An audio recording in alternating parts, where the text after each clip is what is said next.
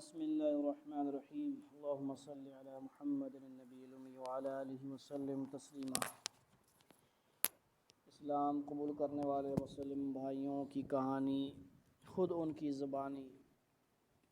الحمدللہ، اللہ نے ہمیں اسلام دیا، مسلمان بنایا، اس پہ ہمیں شکر ادا کرنا چاہیے۔ نسیم ہدایت کے جھونکے کتاب ہے آپ کی امانت آپ کی سیوا میں، ٹھیک ہے۔ داعیہ اسلام حضرت مولانا کلیم صدیقی صاحب کی کتاب میں سے سب سے پہلا واقعہ جو ہم نے کبھی آڈیو میں بھی سنا تھا، عبداللہ بھائی دیپ چند آہیر، یعنی پہلے ان کا نام کیا تھا، دیپ چند آہیر، سے ایک ملاقات، یعنی مولانا کلیم صدیقی صاحب کی ملاقات کا ایک واقعہ ہے۔ غور سے سنیں اور شکر الحمدللہ کہیں اپنے اسلام پر، مسلمان ہونے پر۔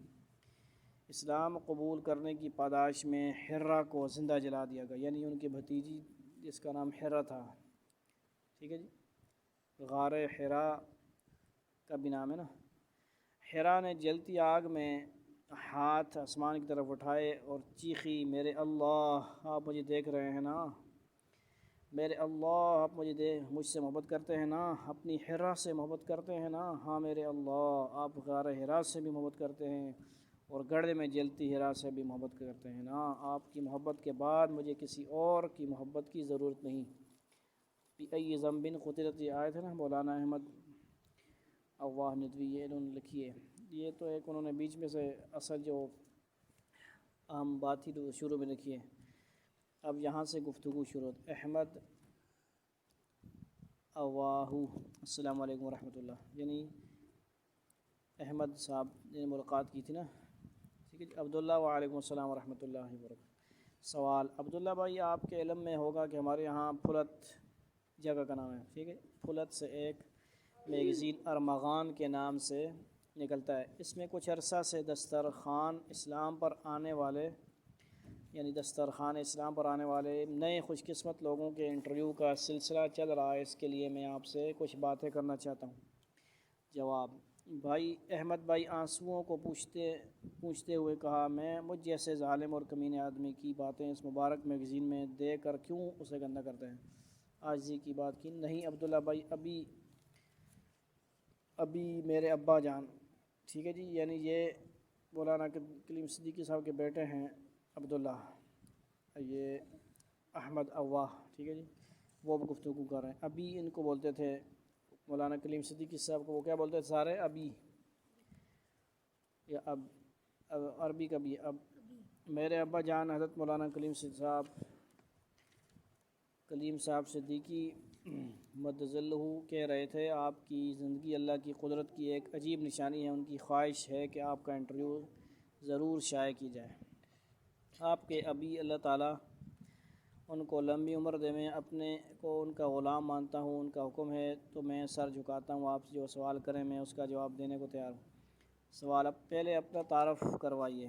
اگر میں یہ کہوں کہ جب سے دنیا قائم ہوئی ہے آج تک میں دنیا کا سب سے ظالم ترین، بدترین اور خوش قسمت ترین انسان ہوں، بلکہ درندہ ہوں، تو یہ میرا بالکل سچا تعارف ہوگا۔ سوال، یہ آپ کا جذباتی تعارف ہے، آپ اپنے گھر اور خاندان کے بارے میں بتائیے۔ میں ضلع مظفر نگر کی تحصیل بڑھانہ کے ایک مسلم راجپوت اکثریت کے ایک گاؤں کے اہیر، یعنی گدڑیا کے گھر اب سے 42 یا 43 سال قبل پیدا ہوا۔ میرا گھرانہ بہت مذہبی ہندو اور جرائم پیشہ تھا۔ والد اور چاچا ایک گروہ کے سرکردہ گروہوں میں تھے، ایک گروہ کے، ٹھیک ہے جی، یعنی وہ جو لوٹ مار والا گروہ تھا۔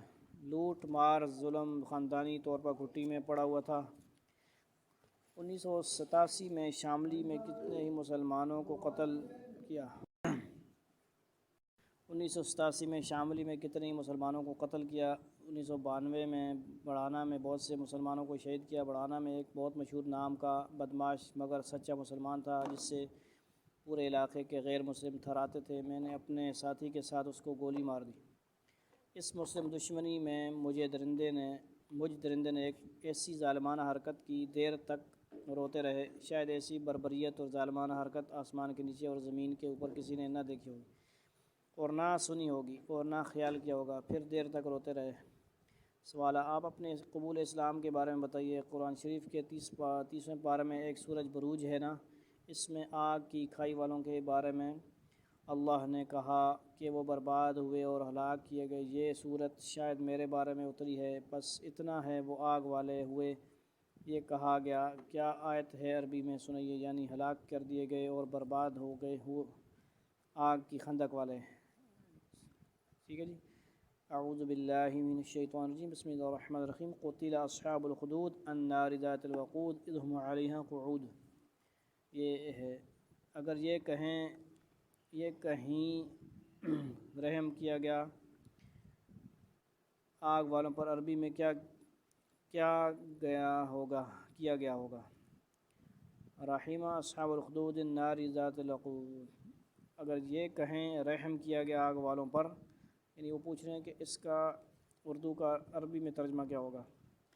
اگر یہ کہیں رحم کیا گیا آگ والوں پر، عربی میں کیا ہوگا؟ تو اس کا رحمہ اصحاب الخدود النار ذات الوقود۔ ہاں، اگر میرے بارے میں یہ آیت اترتی تو یہ ہوتا کہ رحمہ اصحاب الخدود النار ذات الوقود۔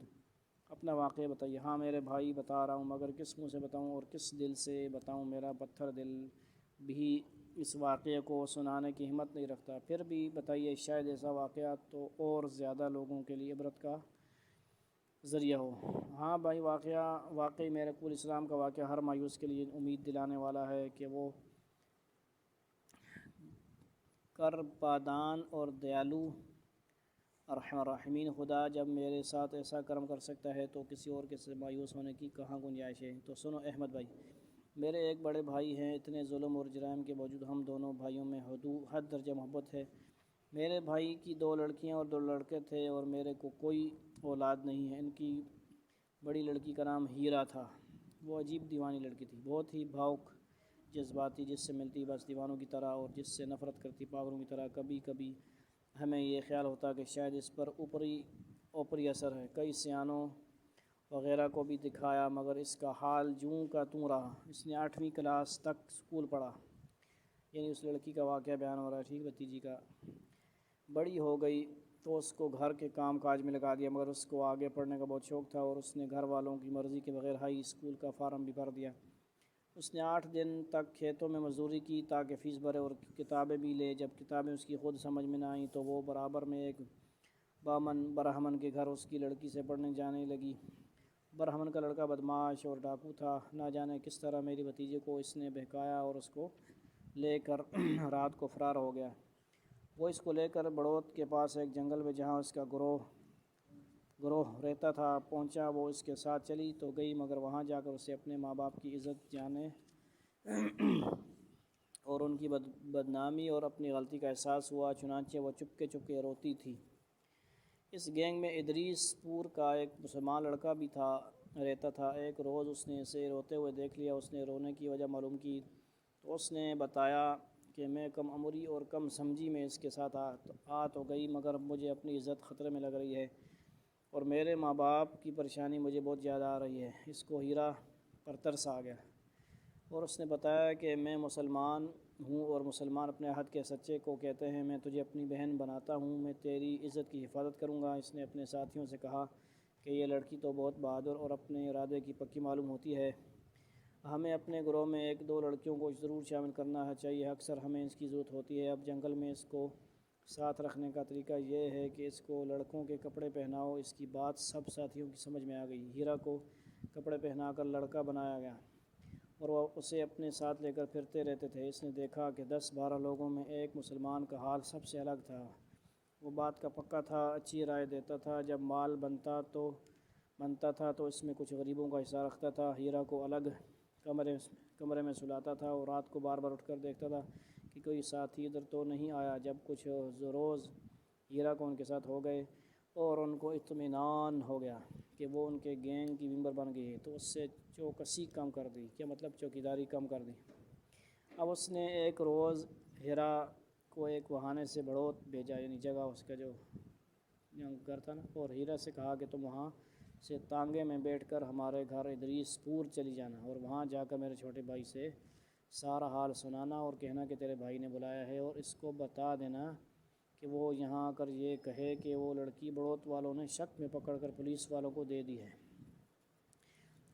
ہیرا نے ایسا ہی کیا، اس کا بھائی جنگل میں گیا اور اپنے بھائی سے جا کر کہا کہ اس لڑکی کو بڑوت والوں نے پکڑ کر پولیس کو شک میں دے دیا۔ اس نے اپنے بھائی سے کہا کہ ہیرا کو تھانے بھیج دو اور وہ جا کر تھانے میں کہے کہ بدقماشوں کا ایک گروہ مجھے گاؤں سے اٹھا لایا تھا، کسی طرح میں چھوٹ کر آ گئی ہوں، مجھے اپنی جان کا خطرہ ہے۔ ہیرا نے ایسا ہی کیا۔ بڑوت تھانے والوں نے بڑھانا تھانہ سے رابطہ کیا، وہاں پر اس لڑکی کی اغوا کرنے کی رپورٹ پہلے ہی لکھی ہوئی تھی۔ پولیس لے کر بڑھانا تھانے کے لوگ بڑوت آئے اور تھانہ سے اس ہیرا کو لے گئے، پھر وہ ہیرا کو لے کر ہمارے گاؤں آئے۔ ہم نے اسے رکھ تو لیا، مگر ایسی بدچلن لڑکی کو گھر میں کس طرح رکھیں؟ ہیرا نے بتایا کہ مجھے ایک بدمعاش گروہ اٹھا کر لے گیا تھا، مگر میں نے اپنی عزت کی حفاظت کی ہے، کسی کو یقین نہ آیا۔ اسی دوران ہمارے ایک پڑھے لکھے رشتہ دار بھی آئے، انہوں نے کہا کہ ڈاکٹری کرا لو۔ ہم دونوں بھائی ڈاکٹری کے لیے بڑھانا اسپتال اس کو لے کر گئے، اور خیال یہ تھا کہ اگر اس کی عزت سلامت ہے تو واپس لائیں گے، ورنہ مار کر بڑھانا کی ندی میں ڈال آئیں گے۔ اللہ کا کرم ہوا کہ ڈاکٹر نے رپورٹ دی کہ اس کی عزت محفوظ ہے۔ خوشی اس کو لے کر گھر آئے، مگر اب وہ مسلمانوں کا بہت ذکر کرتی تھی اور بار بار ایک مسلمان لڑکے کی شرافت کی وجہ سے اپنے بچ جانے کا ذکر کرتی تھی۔ وہ مسلمانوں کے گھر جانے لگی، وہاں ایک لڑکی نے اس کو دوزخ کا کھٹکا اور جنت کی کنجی کتاب دے دی۔ مسلمانوں کی کتاب میں نے گھر میں دیکھی تو میں نے اس کو بہت مارا اور خبردار کیا کہ اگر اس طرح کی کتاب آئندہ گھر میں دیکھی تو تجھے کاٹ کے ڈال دوں گا، مگر اس کے دل میں اسلام گھر کر گیا تھا اور اسلام نے اس کے دل کی اندھیری کوٹڑی کو اپنے پرکاش یعنی نور سے پرکاشت یعنی منور کر دیا تھا۔ اس نے مدرسے میں ایک مسلمان لڑکے کے ساتھ جا کر ایک مولانا صاحب کے ہاتھ اسلام قبول کر لیا اور چپکے نماز سیکھنے لگی، اور وہ سمے پر وقتاً فوقتاً نماز پڑھنے لگی۔ وہ بالکل اداس سی رہتی، ہر وقت ہنسنے والی وہ لڑکی ایسی ہو گئی جیسے اس کا سب کچھ بدل گیا ہو۔ نہ جانے کس طرح اس نے پروگرام بنایا اور وہ پھر گھر سے چلی گئی۔ ایک مولانا صاحب اس کو اپنی بیوی کے ساتھ پھلت چھوڑ آئے۔ پھلت کچھ روز احمد بھائی آپ کے یہاں رہی، شاید آپ کو یاد ہوگا۔ سوال: ہاں، ہیرا باجی؟ ارے وہ ہیرا باجی کہاں ہیں، ہمارے گھر والے تو اس کی طرف سے بہت فکر مند ہیں، وہ بڑی نیک انسان تھی۔ حیرت ہے کہ آپ ہیرا باجی کے چچا ہیں۔ ہاں احمد بھائی، اس کا نام آپ کے ابی نے ہیرا رکھا تھا، اور اس نیک بخت بچی کا ظالم اور قاتل چچا میں ہی ہوں۔ روتے ہوئے: پہلے تو یہ سنائیے کہ ہیرا باجی کہاں ہیں؟ جواب: بتا رہا ہوں میرے بھائی، بتا رہا ہوں۔ اپنے ظلم اور درندگی کی داستان جیسا کہ آپ کے علم میں ہوگا کہ مولانا صاحب نے اس کو احتیاط کے طور پر دہلی اپنی بہن کے یہاں بھیج دیا۔ وہ وہاں رہی، وہاں اس کو بہت ہی مناسب ماحول ملا۔ وہ مولانا صاحب کی بہن کے جہاں رہی، وہ ان کو رانی پھوپھی کہتی تھی۔ آپ کی امی نے بھی اس کو بہت پیار دیا اور رانی پھوپھی نے اس کی بہت تربیت کی۔ شاید 1.5 سال وہ دہلی میں رہی۔ پھلت اور دہلی کے قیام نے اس کو ایسا مسلمان بنا دیا کہ اب اگر قرآن حکیم نازل ہوتا تو احمد بھائی شاید نام لے کر اس پر ایمان والی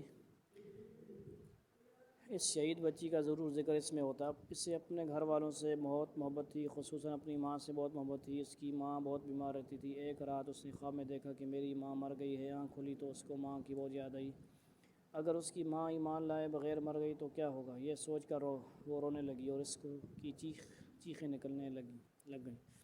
گھر کے سبھی لوگ اٹھ گئے، اس کو سمجھایا، تسلی دی۔ وقتی طور پر وہ چپ ہو گئی، مگر بار بار اس کو خواب یاد کر کے رونا آتا تھا، اور آپ کے ابی اس کو سمجھاتے کہ تمہارے گھر والے تمہیں زندہ نہیں چھوڑیں گے اور مار دیں گے، اور اس سے زیادہ یہ کہ تمہیں پھر ہندو بنا لیں گے۔ ایمان کے خطرے سے وہ رک جاتی، مگر پھر اس کو گھر یاد آتا اور گھر جانے کی ضد کرتی۔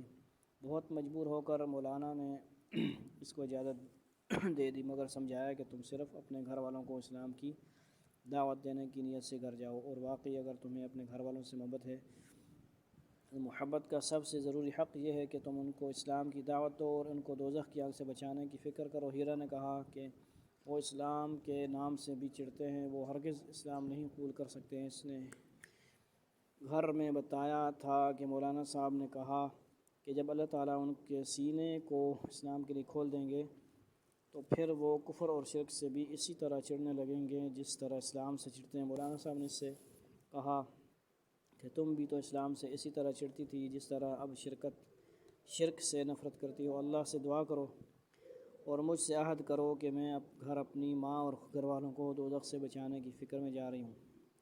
اگر تم اس نیت سے جاؤ گی تو اول تو اللہ تعالی حفاظت کریں گے، اور اگر تم کو تکلیف بھی ہوئی تو وہ تکلیف ہوگی جو ہمارے نبی صلی اللہ علیہ وسلم کی اصل سنت ہے، اور اگر تمہارے گھر والوں نے تمہیں مار بھی دیا تو تم شہید ہوگی، اور شہادت جنت کا مختصر ترین راستہ ہے، اور مجھے یقین ہے کہ تمہاری شہادت جو خود ان کے لیے ہدایت کا ذریعہ ہوگی۔ اگر تم گھر والوں کو دوزخ سے بچانے کے لیے اپنی جان بھی دے دو گی اور اس سے وہ ہدایت پا جائیں گے تو تمہارے لیے سستا سودا ہوگا۔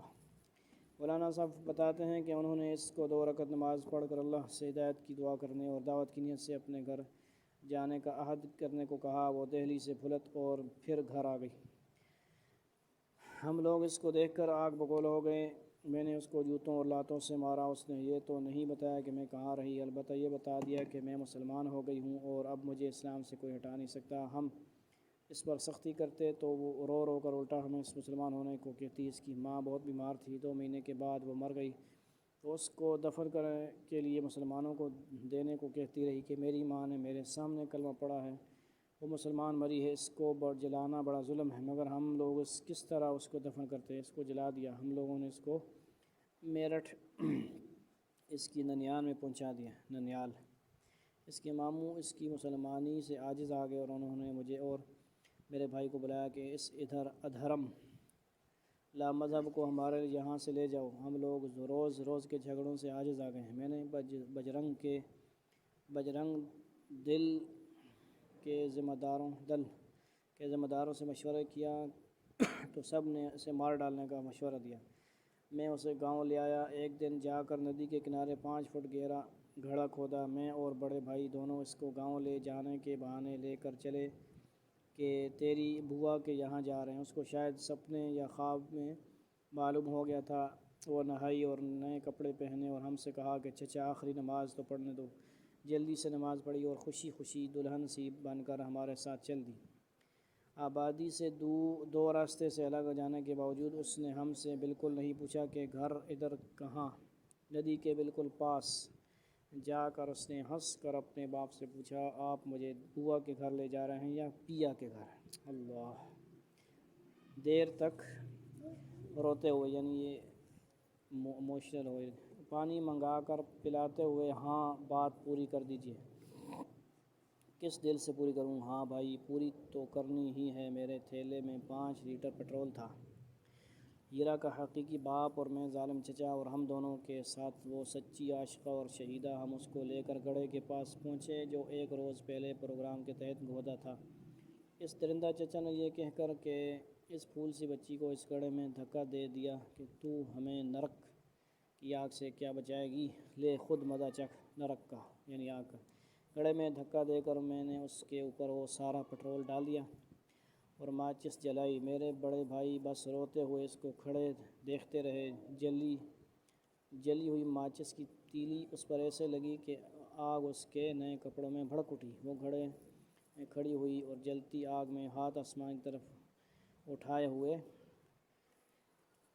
میرے اللہ آپ مجھے دیکھ رہے ہیں نا، میرے اللہ آپ مجھے دیکھ رہے ہیں نا، میرے اللہ آپ مجھ سے محبت کرتے ہیں نا، اپنی حرا سے محبت کرتے ہیں نا، ہاں میرے اللہ آپ غار حرا سے بھی محبت کرتے ہیں اور گڑھے میں جلتی حرا سے بھی محبت کرتے ہیں۔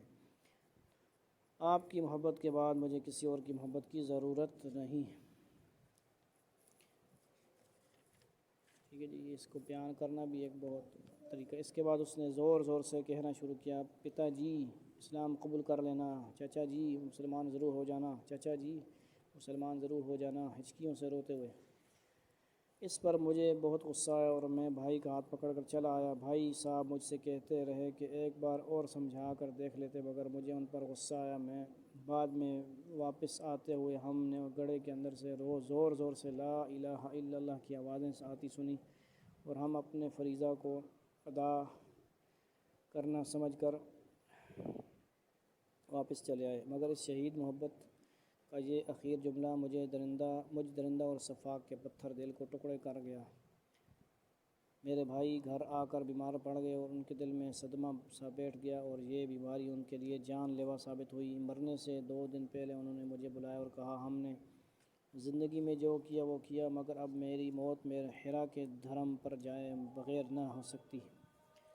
تم کسی مولانا صاحب کو لاؤ۔ میں بھی یہ بھائی صاحب کے حال کی وجہ سے ٹوٹ گیا تھا۔ ہمارے یہاں مسجد کے امام صاحب مل گئے، ان کو لے کر آیا۔ انہوں نے انہیں کلمہ پڑھانے کو کہا، کلمہ پڑھا، اپنا اسلامی نام عبدالرحمن رکھا اور مجھ سے کہا مجھے مسلمانوں کے طریقے پر مٹی دینا۔ میرے لیے یہ بہت مشکل بات تھی، مگر میں نے بھائی کی انتم اچھا، آخری خواہش پوری کرنے کے لیے یہ کیا کہ علاج کے بہانے انہیں دہلی لے گیا، وہاں اسپتال میں داخل کیا، وہیں ان کی موت ہوئی۔